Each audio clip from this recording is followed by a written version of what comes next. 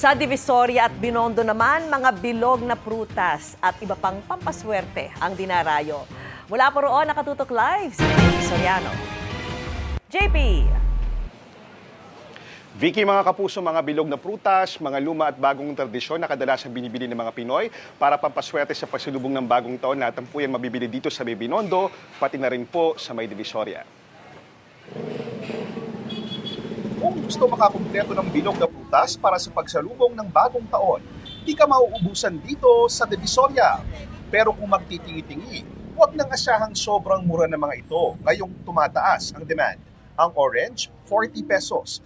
Poncan, 25 pesos. Mansanas, 40 pesos. Persimmon, 50 pesos. Kalahating kilo ng grapes o ubas na pula, nasa 180 pesos. Kung maramihan ang bibilhin, baka mas makamura ka pa dito sa may San Nicolas, Binondo, Manila. Gaya ni Christina na hindi lang para sa sariling lamesa ang mga bilog na prutas ang binili. Kagaya may party ang mga seniors, ilalagay yan sa gitna. We have to share. Ang isang kahong Fuji apple na 72 piraso, nasa 1,750 pesos. Ang 120 pieces na poncan, 450 pesos lang at iba pa. Sabi ng mga food stall vendors na nakausap namin, pwede nang hindi 12 uri ng bilog na prutas ang binhi sa pagsalubong sa Year of the Fire Horse 2026. Swerte na rin daw kung may tigi isang piraso ng 5 uri ng bilog na prutas. Yung apple daw po, which means the peace, the harmony, and the safety. And pang-apat po is pomelo, which is the family unity, yung blessings and then protection. And then lastly po is the pineapple, which will give us a good fortune and prosperity. Sa dami rin ng kamalasan nangyari sa ating bansa ngayon, marami raw po naghahanap ng mga lucky charms, pantaboy ng malas at pag-welcome ng swerte sa 2026. At dito sa Carvajal Street sa Binondo, Maynila, 24 oras po silang bukas na nagbebenta ng mga lucky charms at iba't ibang pampaswerte. Ang mga lucky charms na ito na may disenyong isda, dragon at iba pa, nasa 50 pesos ang presyo. Ito siya, sir, healing and health, energy, opo. Ito po, Strength and rapid success. Ito, good fortune. Good fortune. Blessing. Blessing. Ito Opo. po. Perseverance and success. Success. Mm-mm. Ano daw to? Ayun yung sinasabit lang sa pinto, sir, pampaswerte. Pero ang palay na parang walis na ito, Yung mga korap itataboy. Pantaboy, ayan.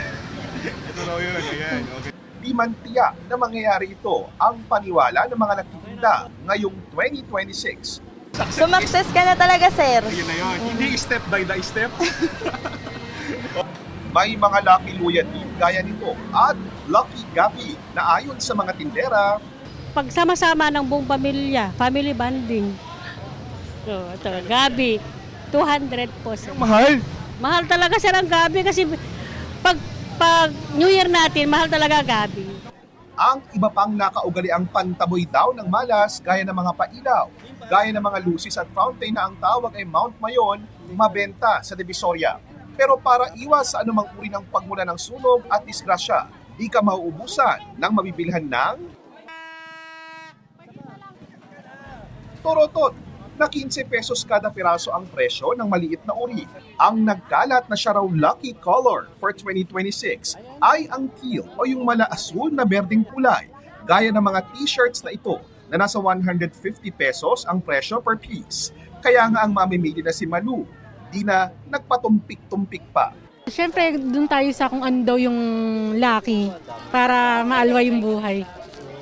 Pero para mas tiyak daw na iwas mala sa 2026, ang Bureau of Fire Protection nag-ikot sa Kamaynilaan upang ipaalala na mag-ingat sa sunog at umiwas sa paggamit ng paputok.